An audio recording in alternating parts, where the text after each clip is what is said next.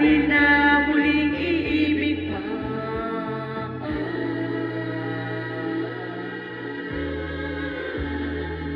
Ano man ang sabihin nila, ika'y patuloy kong mamahalin. Maging sino ka man, di na magbabago ang pag-ibig ko. Dahil minamahal kita, walang makakapigil sa aking damdamin. Upang ikaw ay